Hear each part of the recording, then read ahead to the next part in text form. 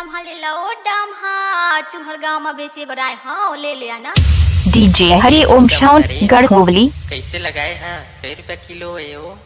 10 रुपया पाव हैगा, नहीं है जबर भाव ले ले आना। तनिकुन बैठ तो ले। मैं हाँ बाजार जाऊंगा, मोला अबर देरी होती। आप सुन रहे हैं डीजे हरि ओम साउंड का गाना।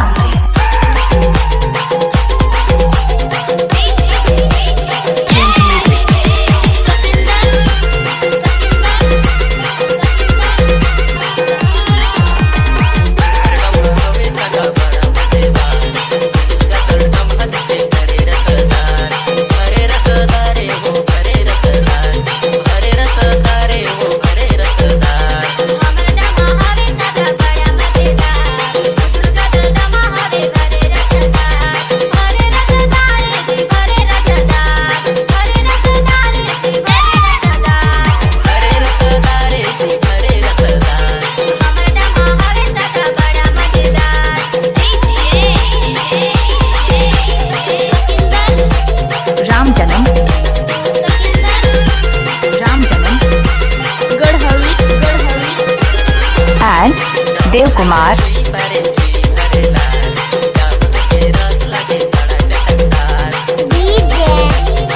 राम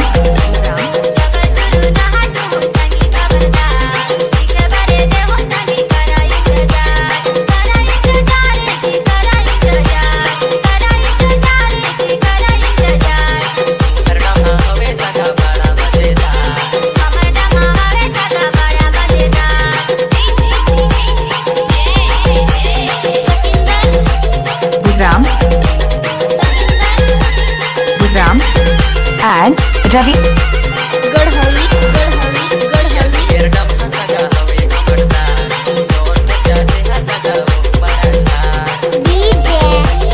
राम जन्म